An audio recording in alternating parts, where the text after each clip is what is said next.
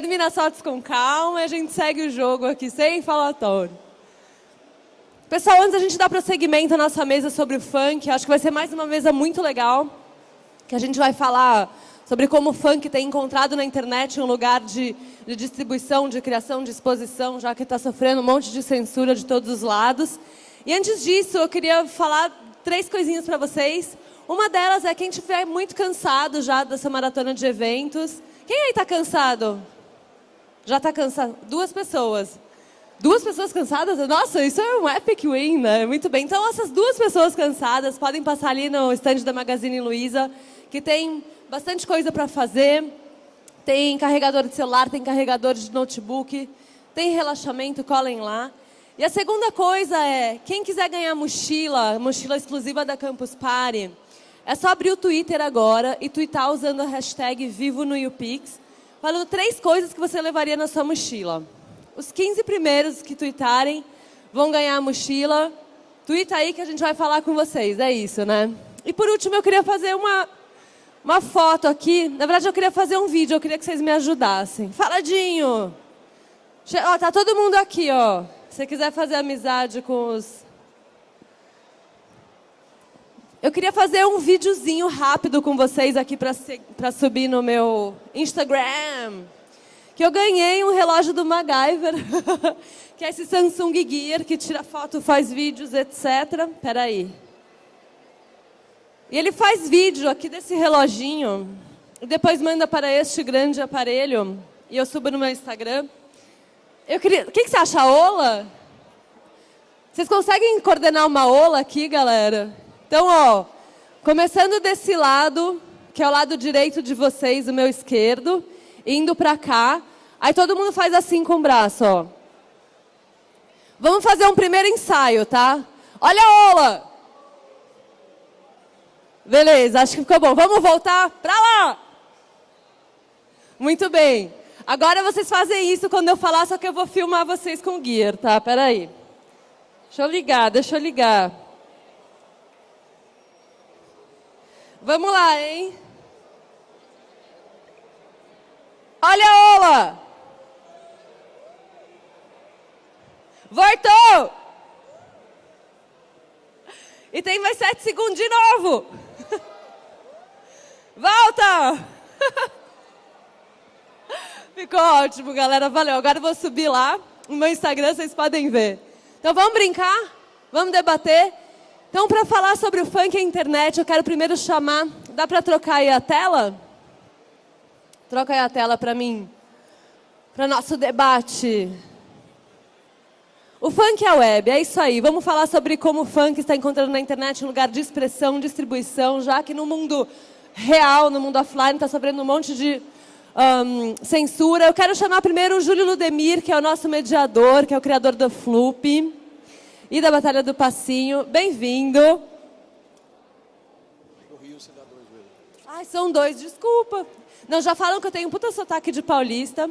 Onde você quiser. Quiser ficar no meio da galera...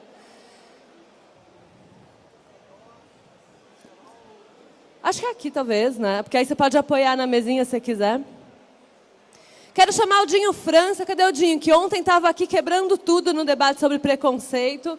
Foi bem legal. O Dinho é da Agência Dharma, Universidade da Correria, do Funk U. Come sua batatinha. Senta aí que a gente já vai debater. Eu quero chamar o Sunny Pitbull, que é DJ e produtor musical também. Um dos caras que começou essa mistura de funk do Brasil e o Egito, né? Bem-vindo, Sunny, um prazer ter vocês aqui. Quero chamar o Jedi, que também é produtor e ele é agente de vários funkeiros, né?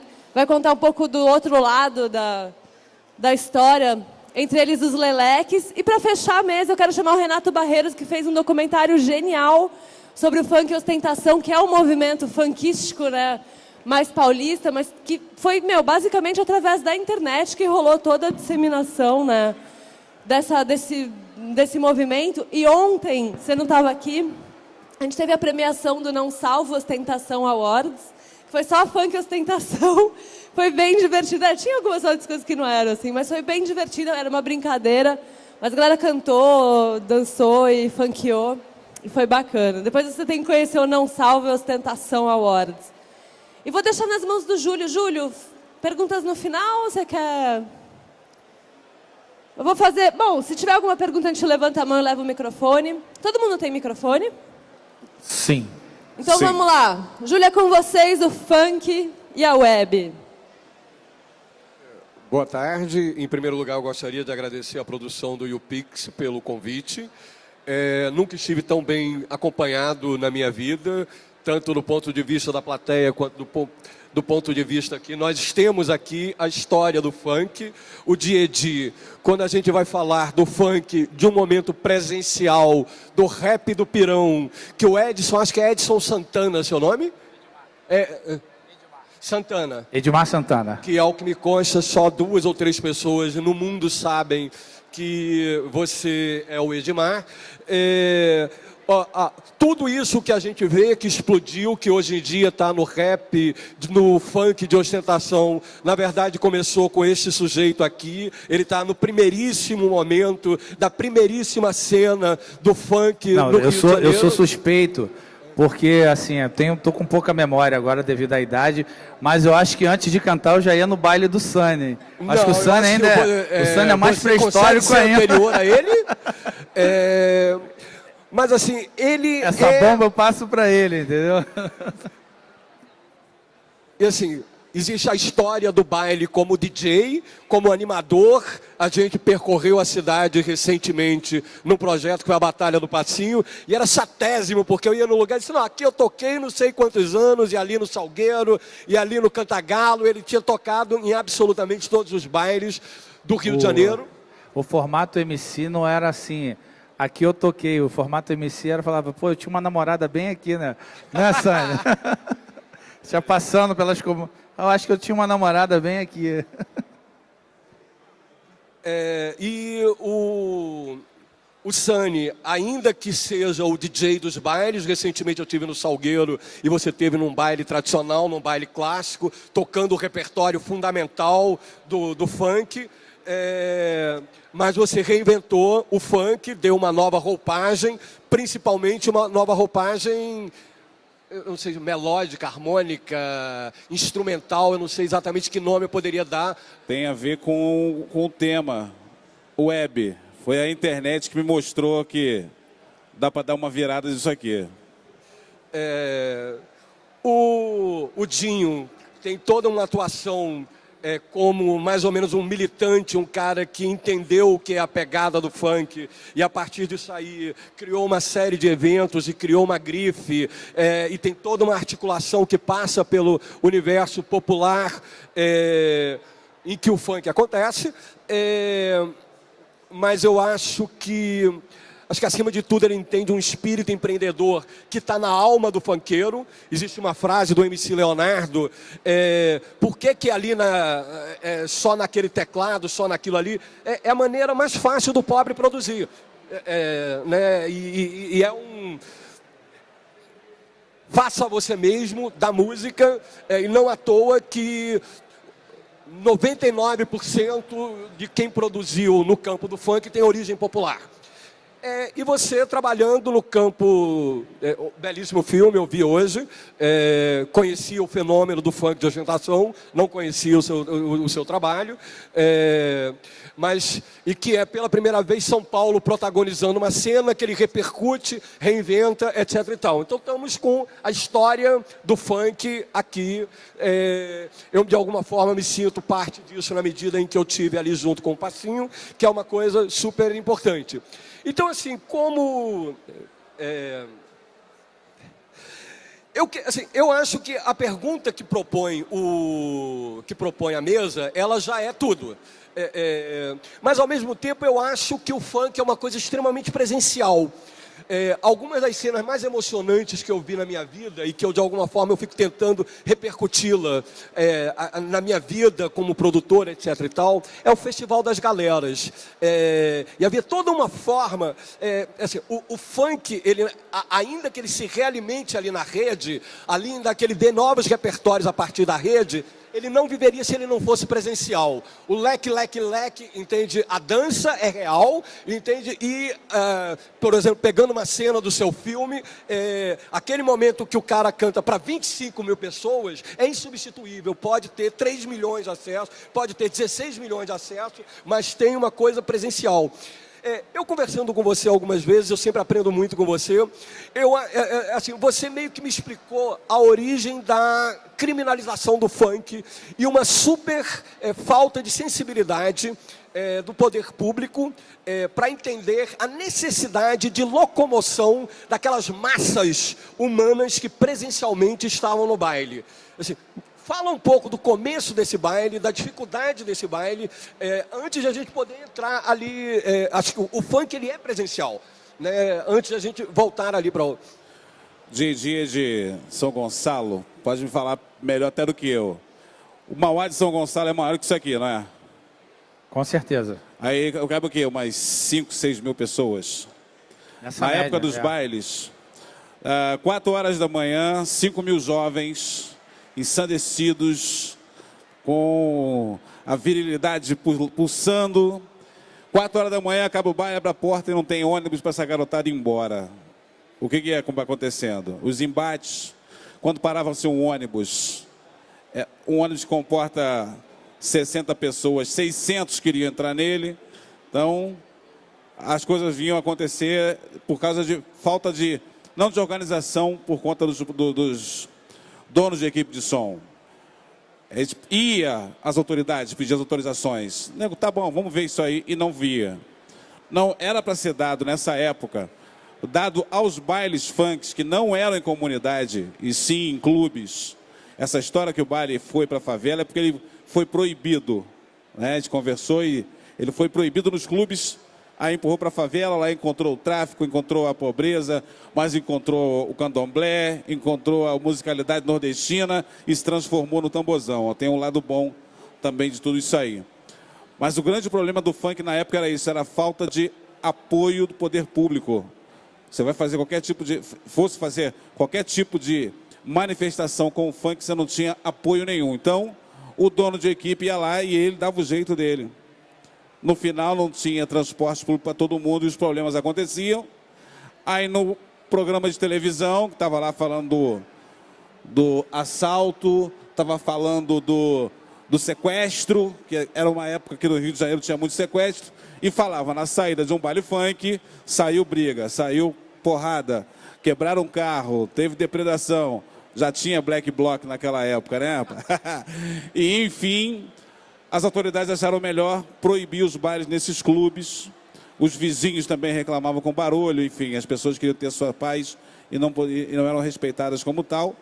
E o governo achou melhor proibir, mas criminalizou primeiro para ter o poder, a opinião pública a seu favor, botou primeiro o funk como errado, ou seja, ele não estava sendo mostrado que a coisa mais rica que estava sendo mostrado aqui. Milhares de jovens saíam das suas casas para ouvir uma música que não tocava em lugar nenhum. Eles saíam de casa para ouvir Miami Bass, uma música que era de subúrbio de Miami. E esses jovens iam lá para dançar isso, para cantar isso. E ninguém olhava para essa parte musical, ninguém olhava para as danças, para os cabelos, para a parte estética, o cabelinho tonhonhon, cabelinho de mola, como as meninas se vestiam. Famoso creme rinse, Creme rinse, Enê Rená. Neutrox, famoso Neutrox. E acabavam mostrando, dando mais destaque às coisas negativas. Esse é um mecanismo que o governo usa até hoje. Ele mostra só o lado ruim. Ele mostra só o lado ruim e o ruim acaba virando verdade. Foi isso que o funk passou nos anos 80, no meados dos anos 90. Essa perseguição de que... Aí rolou a história do arrastão, rolou a história de um governador, grande Leonel Brizola, que Deus o tenha. Vamos criar uma piscina em cada brizolão para que o funkeiro não venha para a praia de Copacabana. Então, assim, já passou por cada momentos escrúxulos, cara, sabe, de covardia com essa galera. E hoje, a contragosto de muita gente, através desse veículo que é a internet, o funk não é só do Rio de Janeiro, não é só de São Paulo. Eu estava ontem em Porto Seguro. Semana passada eu estava em Belém do Pará e a coisa já tomou de ponta a ponta, graças a essa magnífica invenção que foi a internet. Eu vou ainda tentar um pouco ir ali nos primórdios do baile para entrar de vez ele ali. É polêmico, ele gosta de polêmica. Conheço o Júlio. Eu sou suspeito com relação à polêmica, né? Falar de polêmica... Falar de polêmica com o JD tem que pular. É o que o Sani está falando. Era mais fácil criticar do que resolver o problema. Então, você citou a questão do arrastão. Eu lembro que na época eu era boy de uma empresa multinacional, começando ainda. Eu e o grande DJ Magal, foi da Peoples. E eu recebi o convite através do sucesso que aquela música estava tendo, que era o rap do Pirão. Pessoal que não lembra, o refrão era: ô, alô, Pirão, alô, alô, Boa Vistão, vem pro baile, meu amigo, vem com amor no coração. Isso já era uma intenção nossa, como ele estava falando, o Júlio estava falando dos festivais, que na verdade o conceito de festival era aquela coisa como se fosse uma grande gincana, né? Onde cada etapa já existia um compromisso nosso na época de querer mostrar o outro lado, que foi o que você falou, a questão cultural, a questão da estética, a questão da vestimenta e tal, porque o funkeiro é uma coisa engraçada, por mais que ele não tenha condição, ele sempre quer ter um bom tênis, ele quer ter ele quer estar na moda, essa que era a verdade. Então esse compromisso que a gente tinha com o social, de querer mostrar um outro lado, foram geradas até outras e outras ações que, se hoje em dia são tão atuais quanto naquela época. Eu lembro que teve uma coisa que marcou muito, não sei se você lembra, Sani, que nós fizemos uma das etapas que tinham no concurso de galera, era o funkeiro sangue bom. O que era? Tinha todo aquele conceito da gíria sangue bom, fala sangue bom, e aí, sangue bom, sangue bom. E aí houve uma ideia, porque os bancos de sangue do Rio de Janeiro estavam naquela deficiência que a gente acredita que existe até hoje. E aí, uma das etapas do concurso de galera era o funkeiro sangue bom. Então, como era a etapa do funkeiro sangue bom? A galera tinha que ir no banco de sangue e doar o sangue. Olha que doideira. A galera tinha que ir no banco de sangue, doar o sangue, e a galera que doasse mais sangue ganharia aquela etapa do festival de galera. Entendeu? Então, é engraçado às vezes você apontar, acusar e não bater palma. Então, dentro de todo esse conceito, o funkeiro foi lá, doou o sangue, ajudou a milhares de pessoas anônimas, o qual a própria pessoa não estava ali, ele estava imbuído de outro intuito, mas de uma generosidade muito grande. Em momento algum o governo agradeceu, em momento algum o governo apoiou. Já que os funkeiros estão indo para doar o sangue, é para o Estado, eu vou botar um ônibus, eu vou botar... E aí a gente cai naquele conceito do sistema mesmo, né? Que é o transporte público. Eu lembro quando eu comecei, eu morava em Niterói, e eu vinha muito para o Rio de Janeiro para fazer bailes, sempre bailes de comunidade.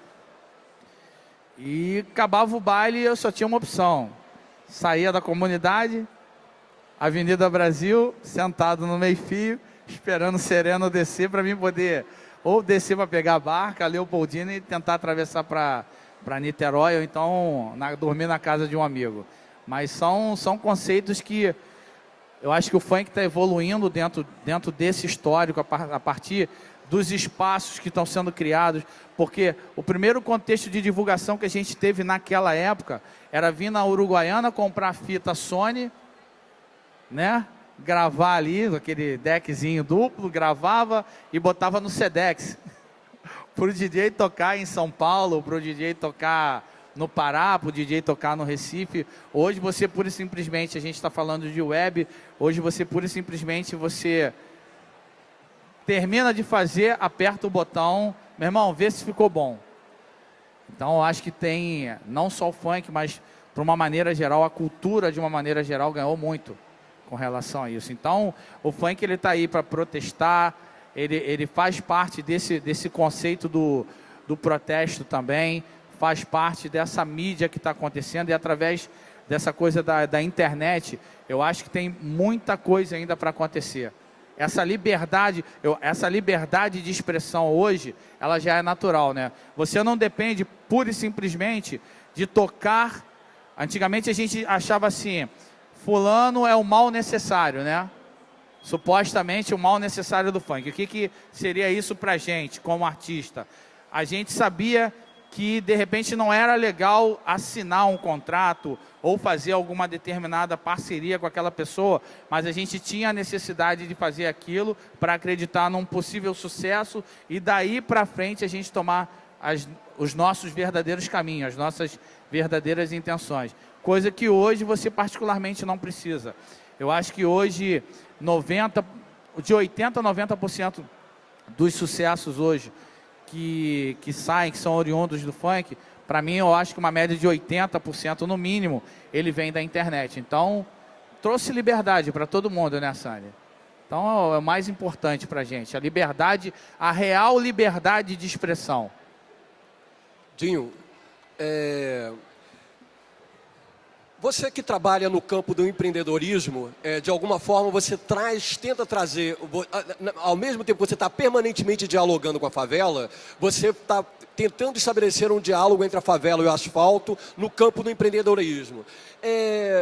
Apesar de todos esses números absolutamente extraordinários do funk, tanto presencialmente como ali dentro da internet, ali dentro do YouTube, você acha que esse preconceito ele está sendo vencido dia a dia, ou trabalhar com o Funk U, tentar vender uma ideia dessa cultura popular que existe ali dentro das favelas, dentro das comunidades que acolheram o teu trabalho, da qual você sai, isso, a internet e toda essa explosão do funk na internet já facilita o teu trabalho, já te permite trabalhar, ou continua o mesmo preconceito? Não. O que acontece é o seguinte, o funk, assim, primeiro que eu não sou do funk. Eu sou um cara que venho do subúrbio, morei na Vila Kennedy. E quando você mora no subúrbio ou na favela, o que você ouve é funk. Você vai ouvir funk ou música evangélica ou forró. É o que você vai mais ouvir. Então, há 1 ano e pouco atrás, a gente criou uma marca chamada Funk U. E essa marca é aberta. E o meio de produção dessa marca é qualquer pessoa pode entrar no nosso trabalho e propor um projeto, e a gente capta recurso para o teu projeto do funk acontecer.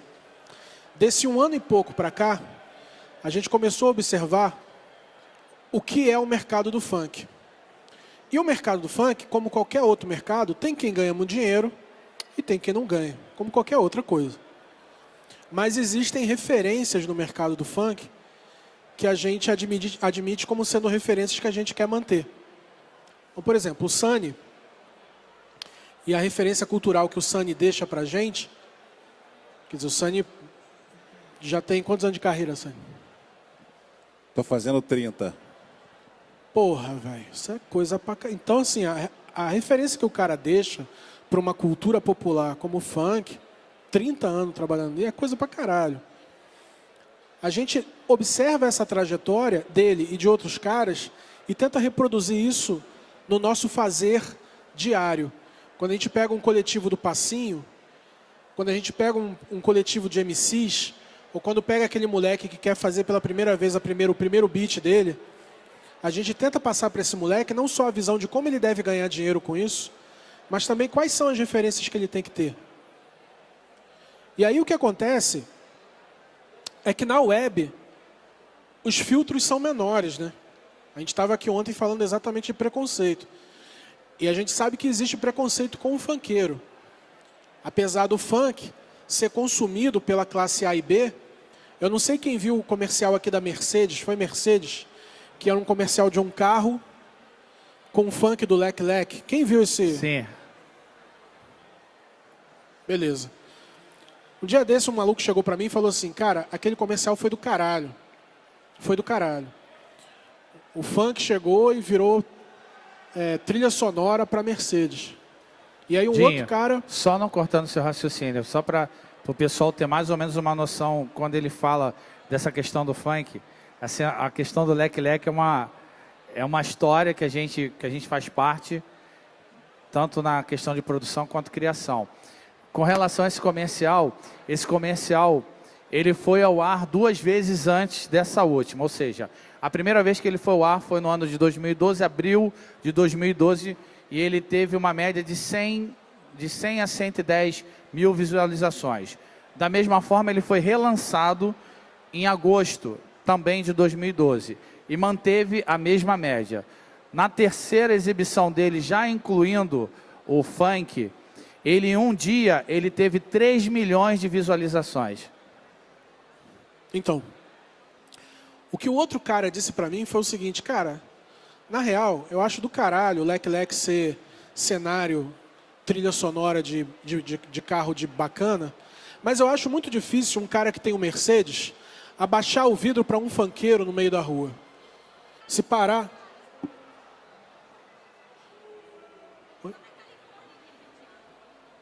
Se o cara parar num sinal, é muito difícil o cara que está dentro de um Mercedes ver um funkeiro e não ter preconceito com esse cara. Então na Funkio e na internet, que a gente trabalha basicamente pela internet, a gente diminui os filtros. A gente diz pro cara o seguinte, mano, a referência do funk, ela deve ser real. Ela não deve ser acochinhada. Por exemplo, a gente estava tendo agora há pouco ali um debate sobre o passinho, ali. Tava Rafael Dragô e o San Diego, que é do Artistas da Rua. San Diego é um moleque de uma favela que está produzindo filme. E o Dragô é um cara que já faz coisa há muitos anos aí de audiovisual. E a grande questão é, quando se fala que o passinho, tem gente que diz isso, o passinho está redimindo o funk, o passinho está tornando o funk uma coisa digerível pela sociedade, eu acho que não é. Eu acho que o passinho é mais uma manifestação do funk. Quando você diz Anitta é funk, eu acho que não é. Eu acho que ela é mais uma manifestação que pode ser do funk, pode não ser. Eu acho que quando você pega uma pessoa, um moleque novo e bota ele para trabalhar com funk, você não pode mentir para esse moleque. Você tem que dizer para ele quem são as referências reais daquela cultura.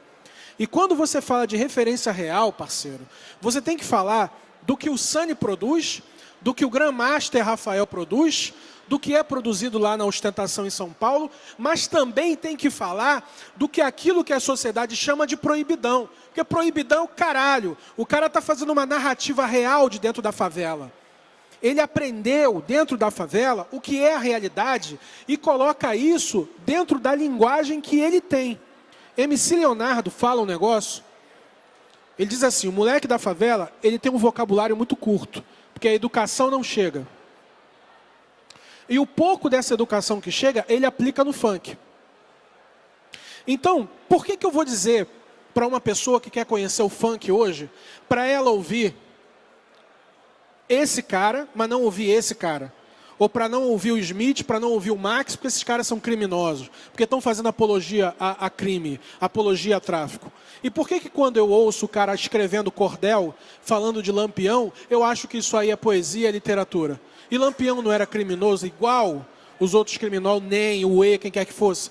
Então a gente tem que entender que o funk, ele sofre preconceito fora da sociedade e por causa de fora da internet, e por causa disso é que ele sofre preconceito dentro da internet. A gente abriu uma página do Facebook, na semana que a gente abriu, teve uma porrada de gente falando, isso é de preto, isso é de favelado, a gente não precisa disso. No Catraca Livre, os caras fizeram uma entrevista com a gente e os comentários eram de doer. Como tem gente nesse país que tem preconceito com o funk, porque no fundo resiste a quem faz o funk. Que quem faz o funk é o preto. Quem faz o funk é o cara da favela. E esse cara não tem o filtro que você tem quando você ouve Caetano.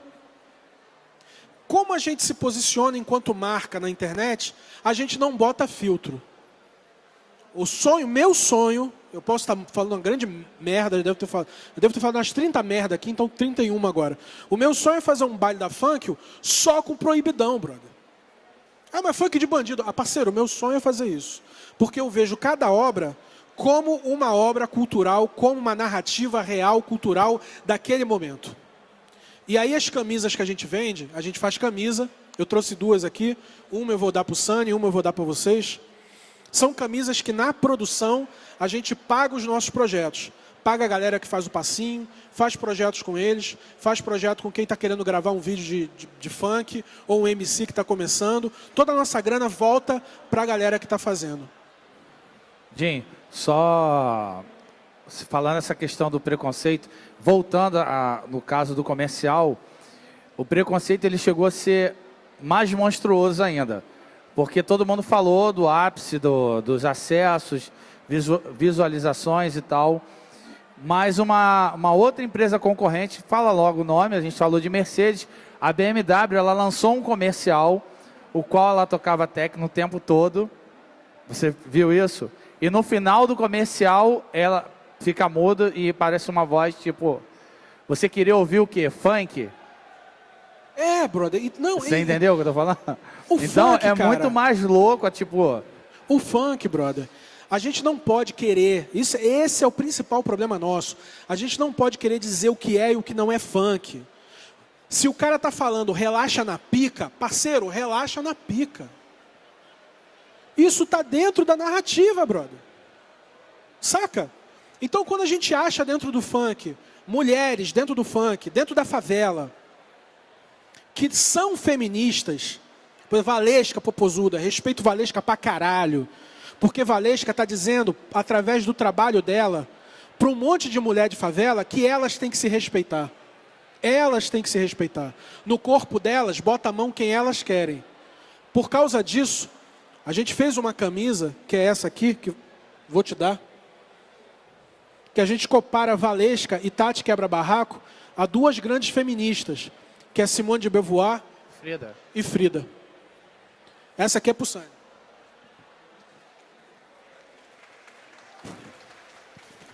E a gente, na verdade, não precisa nem ir muito longe. Quando a gente absorve esse conceito do proibidão, eu estava conversando com o Sani, nosso proibidão, rap das armas do nosso tempo. Mas teve uma música que chocou muito mais do que o rap das armas, que foi uma música do Catra, que era o Liberta Coração, né? Na verdade, o rap das armas, ele conseguiu se socializar. Através da socialização, a galera absorveu e aí caiu no conceito, vamos que vamos. Não vamos bater porque mais de 1 milhão gostou, não tem como bater em 1 milhão. Então, vamos virar para o outro lado, deixa a galera passar, que isso aí vai passar. Mas o Catra tinha uma música chamada Liberta Coração, que foi eu acredito que deva ter sido uma das primeiras composições dele, que foi gravado, e o qual ele falava da história de um cara, como era viver no cárcere. Você está preso em algum lugar e esse contexto. Então, ele falava o nome de vários presídios.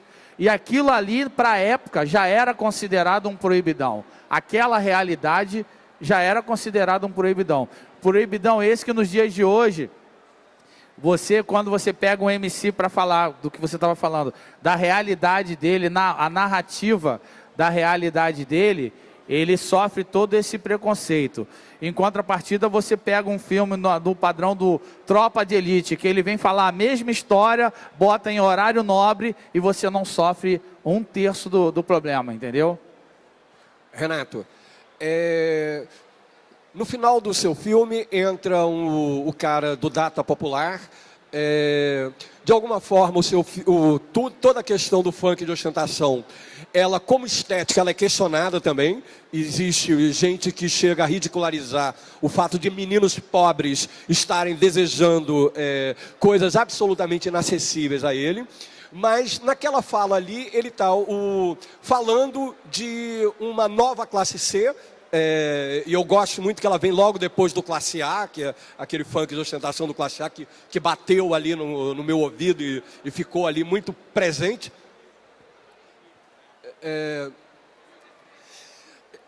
E, ao mesmo tempo, assim, a coisa explode na internet na medida em que você tem uma nova classe C, na medida em que você tem pessoas minimamente participando do consumo, pessoas que estão ali usando a internet, usando a lan house, usando criativamente o celular, etc. e tal. Dentro desse contexto, surge um novo tipo de funk que, pela primeira vez, São Paulo vai ditar as cartas para o funk, para o restante do Brasil, na medida em que São Paulo ele é a capital da classe C brasileira. O que é que você acha disso? Assim? Você acha que existiria o seu filme, existiria o funk de ostentação, se não houvesse esse novo momento socioeconômico que o Brasil está vivendo? Então, na verdade, o filme, eu trabalhava na prefeitura de São Paulo e a gente começou a trabalhar com o funk. Começamos a fazer alguns festivais, o Sunny inclusive teve no festival lá que a gente fazia tocando, coisa e tal. E o que a gente começou a perceber, porque o que fazia muito sucesso em São Paulo, além do funk carioca, era o funk da Baixada Santista, que era um funk mais voltado para o proibidão, enfim. E a primeira música foi de uma dupla chamada Beck Dib e o G3, que era o bonde da Juju. Juju é um modelo de óculos Juliette da Oakley. E eles começaram, e o bonde fala... Enfim, a música falava de um monte de marca e eles jogaram isso na internet e começou a ter muito acesso. Até então, eles cantavam, sei lá, um pouco de proibidão, um pouco de putaria, do que era o funk normalmente. Só que essa música começou a fazer muito sucesso, estourou e São Paulo inteiro virou. Até então, você não tinha ninguém da cidade de São Paulo que fosse estourado no funk. Baile funk em São Paulo era ou MC do Rio ou MC da Baixada Santista, né? Você não tinha uma cultura própria de São Paulo. E, através disso, começaram outros, MC Dedê, Nego Blue, hoje em dia o Guimê é muito famoso, mas começaram outros a fazer, falando das marcas. Eu acho que as marcas, é lógico quando você fala, de repente, o Camaro, o menino não consegue comprar um Camaro, né, mas ele deseja, mas, por exemplo, uma Hornet, de repente, ele vai conseguir comprar mais pra frente. Uma camisa da Aeropostal, ele consegue comprar, né, parcela, um Mizuno, que é um tênis que está sendo muito consumido em São Paulo, pela molecada, já tem música falando disso, o menino já consegue comprar isso. Então, acho que a grande questão é que a periferia de São Paulo, que é a nova classe C, está conseguindo ter acesso a alguns produtos de luxo. E esse momento de bem-estar da economia que você vive, pelo menos em São Paulo, né, da nova classe C, ele se reflete na música. Então, nada mais dessa parte do consumo e o que eles estão colocando nas músicas do que essa sensação de bem-estar da economia. Quer dizer, se tinha nos anos 90 uma economia com um desemprego alto, muita demanda social ainda, porque o Estado não tinha chegado nessas comunidades mais pobres. Você tinha, enfim... ainda não, inflação alta, né? Então você não conseguia parcelar se você fosse comprar alguma coisa. Fazia muito sucesso na periferia de São Paulo? Era o rap, né? Racionais, Pavilhão 9, que era uma música de protesto, porque a situação que você sentia era uma situação muito difícil. E agora com o funk ostentação, o que eu acho que a gente percebe é isso, a molecada tendo acesso a alguns bens de consumo mais caros e querendo mostrar isso, né? E, assim, uma coisa importante sobre a web é que você só tinha uma rádio que tocava funk em São Paulo, que é o Funk da Trans, sábado e domingo. Só que ele só tocava funk do Rio de Janeiro.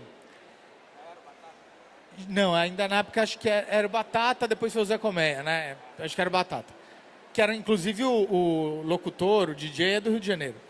E o funk só conseguiu existir porque antes eles batiam na porta da Transcontinental, toca o meu funk, os caras não, só funk carioca, coisa e tal, por conta da web. Porque quando começou a virar no YouTube um fenômeno de mais de 1 milhão de visualizações, foi o bonde da Juju, que teve primeiro música com 1 milhão de visualizações, esse pessoal da rádio teve que começar a tocar, os programas de TV começaram a chamar esses funkeiros, né?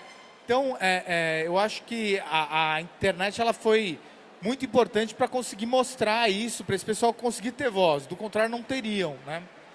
Ainda, se o funk tem preconceito, um funk paulista tinha muito mais. Pô, paulista fazendo funk, o que é isso, né? Mas graças à internet que eles conseguiram, né, ganhar o espaço que ganharam. E eu acho que o funk ostentação, o que você tem, por exemplo, de um preconceito, de um pessoal que tira sarro dos clipes, é uma classe média, eu acho, a antiga classe média, né, como olharam o carro lá, o comercial da Mercedes, que tem preconceito e fala, pô, como é que o filho da minha empregada vai consumir o mesmo produto que meu filho? É isso, né? Eu acho que é esse o ponto.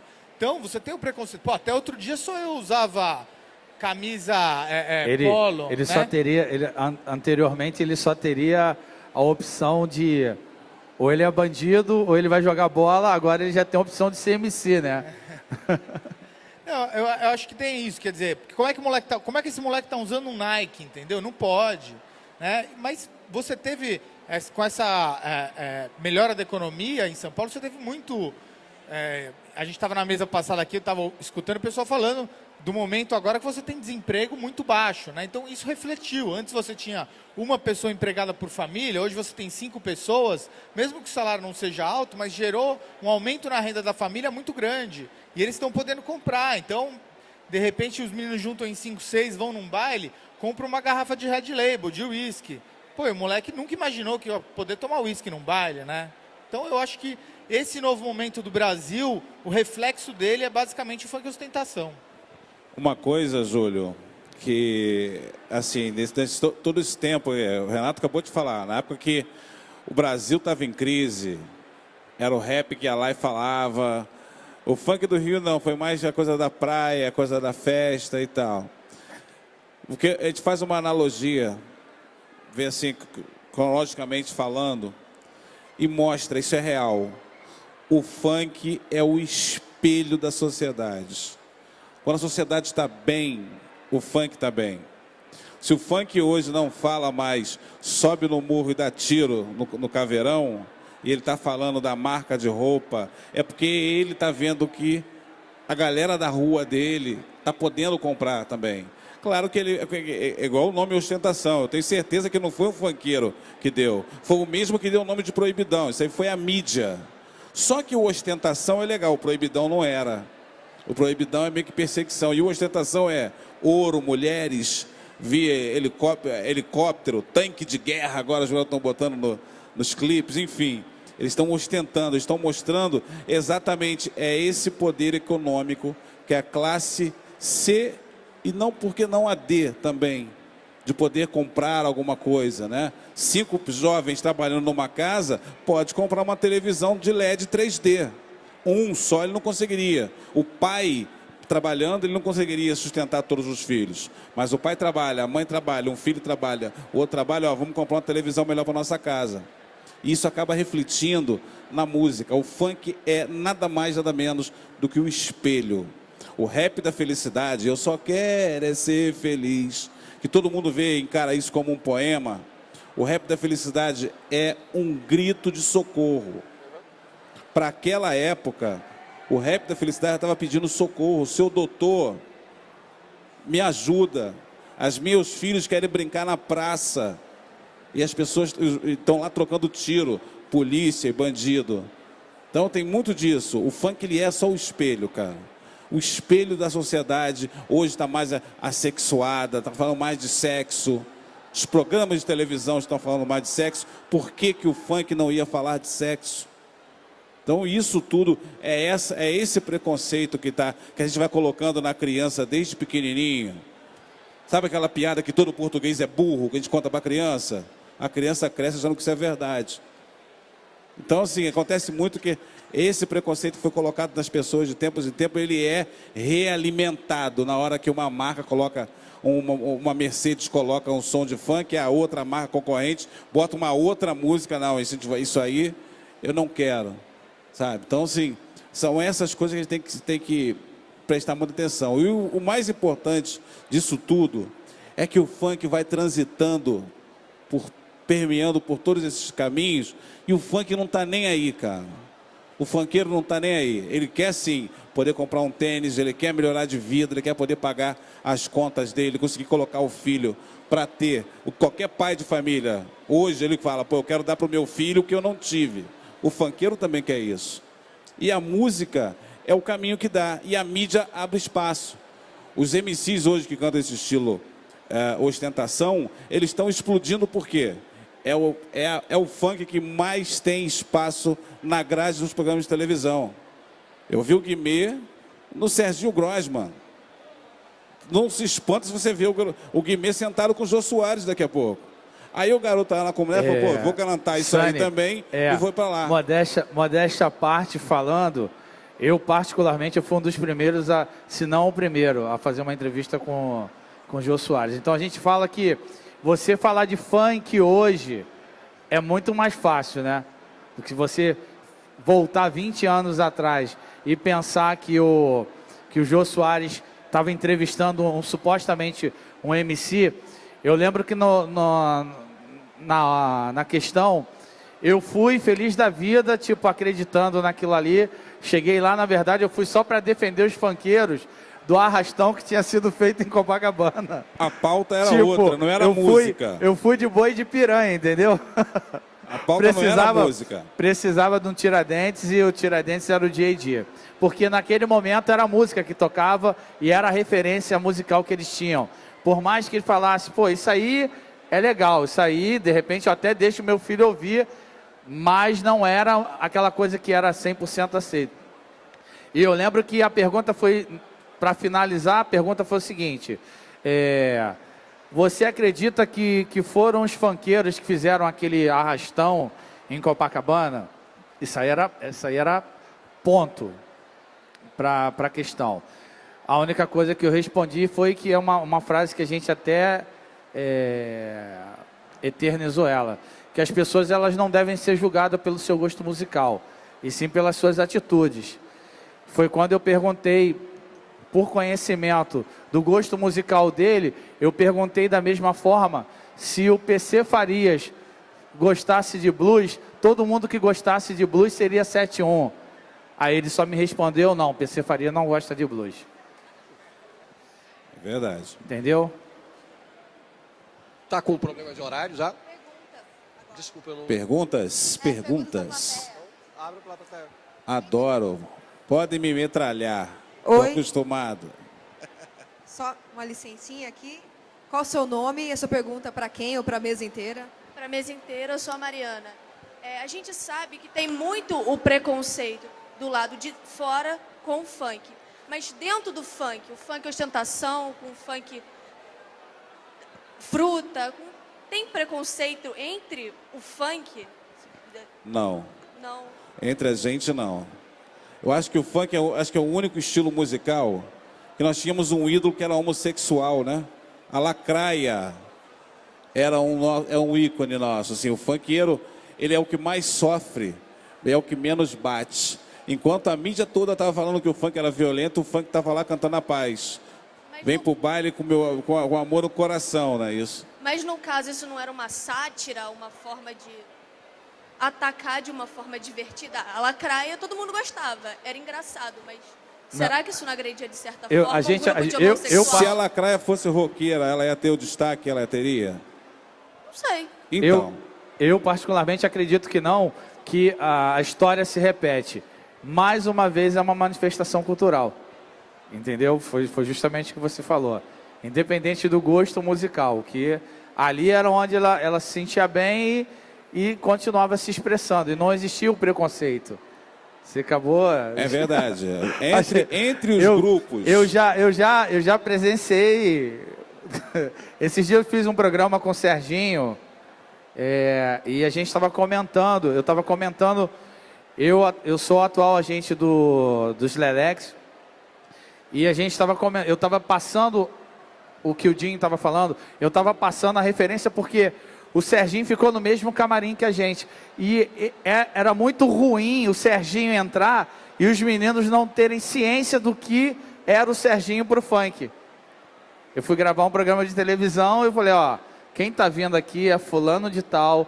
Esse cara, ele tinha um programa de rádio na época, uma rádio comunitária no Jacarezinho, que você passava de carro pelo Jacarezinho, seria suburbana ali? Suburbana. Você não ouvia a FM o dia, você ouvia os carros escutando o programa do Serginho. E eu pensava, meu irmão, Se esse cara bater na rádio, ele vai derrubar um... Então, sempre houve o preconceito e toda vez que aparece um ícone pro funk, esse ícone ele é martirizado. Ninguém quer bater, ninguém quer acabar. É igual o dia que o funkeiro inventar o carro movido a água, o cara vai morrer daqui a 10 minutos. Ele vai entregar, ó, eu inventei o carro movido a água. Funkeiro é basicamente a mesma coisa, entendeu? Então, mas respondendo a pergunta dela, dentro do movimento não existe. Existe sim as divisões. Tem a galera que canta o funk ostentação, tem o funk melody, tem o funk mais consciente, tem o funk comédia, aquele que faz rir. Mas assim, entre os artistas não. Eles, claro, eles acabam respeitando aquele que está mais em evidência. Sabe? Não, esse aí é o da vez e tal, é o patrão, e aquela coisa assim de ser o cara do momento, mas o respeito entre a classe, ela existe. Talvez possa haver um tipo de reclamação, se eu fosse o artista tal, estaria fazendo diferente, ou estaria cobrando mais barato do que o Naldo, que está aí cobrando 140 mil reais, se eu fosse o Naldo, estava cobrando mais barato. Só esse tipo de divisão, mas preconceito entre o funk, ele não existe. Não tem preconceito no funk para o homossexual, por exemplo. Não tem preconceito no funk, por exemplo, para o evangélico, que faz o funk gospel. Não tem. Dentro do hip hop, você tem um preconceito contra o homossexual. O hip hop é machista. O funk não é. Tem o Baile do Passinho, que foi gravado aí agora há pouco, um clipe. Bota Baile do Passinho. Você vai ouvir a versão oficial, que é uma menina e o Bolinho e 5 caras. E tem uma versão que é a versão bafo, que é um menino fazendo a coreografia da menina. E isso é do caralho no funk, então não tem preconceito. A gente tem outra pergunta aqui. Bom, não vou levantar porque eu sou preguiçoso. Meu nome é Matheus, qualquer um pode responder a minha pergunta. Mas olha só, com certeza há um atrito entre o funk e o rock. Você não pode dizer que não tem. E pra mim isso é uma palhaçada, porque o cara não pode, ele tem que gostar do que ele gosta. Não é só porque o negócio é funk, ele não pode gostar, e nem só porque é rock o cara está.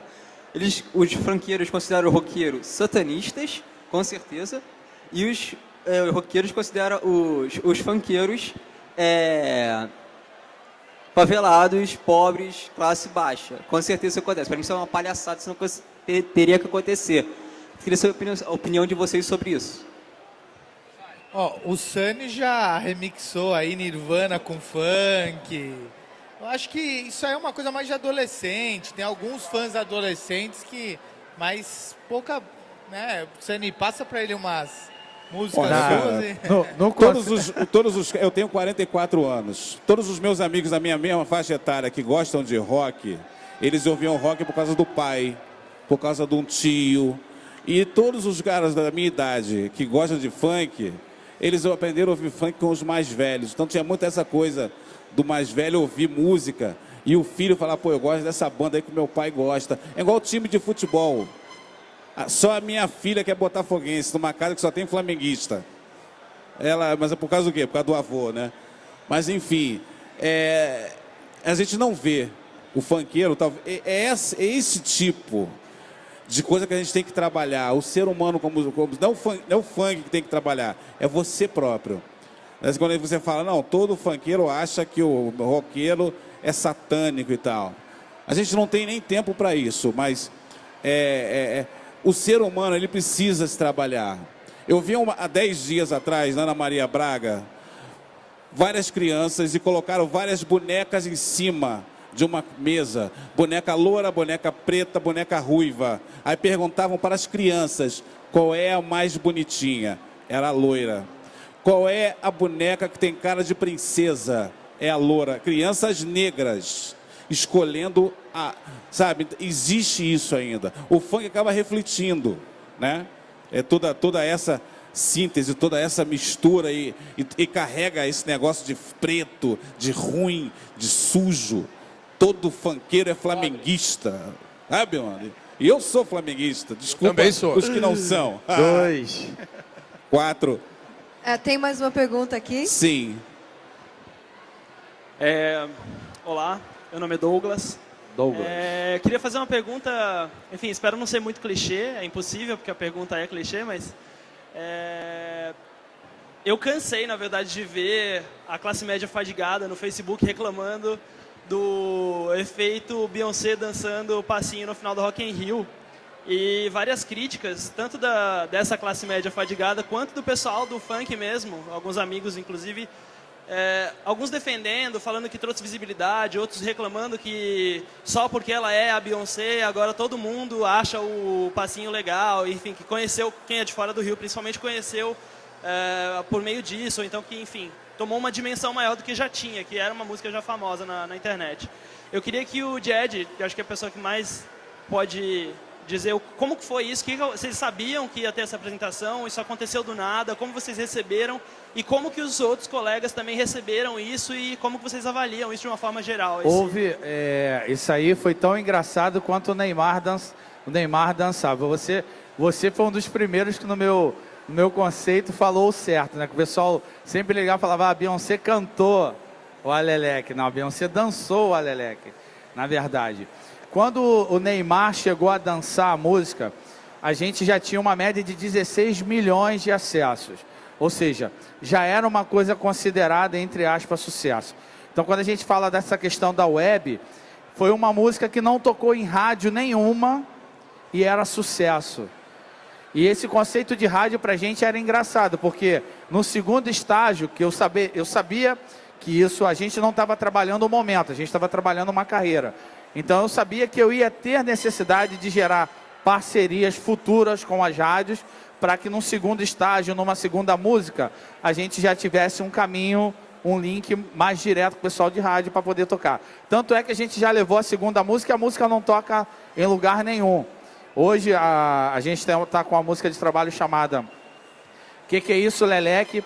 Que é uma vertente mais infantil do trabalho, que é um público que a gente acha, através da música Leleque, a gente atingiu um público infantil muito grande. Então a gente acredita que ficou uma parcela aberta para a gente poder continuar trabalhando com esse público. Com relação à Beyoncé, pra gente, tipo assim, tanto é que deu reflexo de mídia, mas era uma mídia que não acrescentou em nada. Eu falo para você, ela não acrescentou em nada pra gente com relação à agenda, ela não acrescentou em nada porque eu estava conversando com o próprio Sunny. A gente vê o funk de uma maneira diferenciada, a gente vê o funk de uma maneira mais corporativa. Hoje, a gente busca outros elementos para serem associados ao funk e socializar cada vez mais o funk. Eu vou dar um exemplo para você, através da imagem dos meninos. Quando a gente entendia que o Leleque era pura e simplesmente um boné e um óculos sem lente, semana passada, agora no Dia das Crianças, por exemplo, a gente resolveu distribuir brinquedos em várias comunidades, particularmente comunidades que tivessem relação com os meninos. E a gente distribuiu óculos para a molecada toda. E os meninos não tinham chegado ainda nas comunidades, já estavam distribuindo os brinquedos, logo na sequência os meninos chegariam, fariam uma apresentação e depois iriam embora. Quando os meninos chegaram na comunidade, a molecada toda tirava a lente do óculos para ficar parecido com o Leleque. Ou seja, essa era a vertente e esse era o conceito que a gente queria, de trazer proximidade. O que era Leleque? Qualquer um poderia ser Leleque. Você ter um boné e ter um óculos, botar uma camisa legal, uma calça jeans, um tênis, todo mundo falaria para você, caraca, mano, tá parecendo um Leleque. Entendeu? Esse era o conceito que a gente queria gerar com toda essa polêmica. A questão da Beyoncé foi o que eu falei para você. No nosso ponto de vista, acrescentou.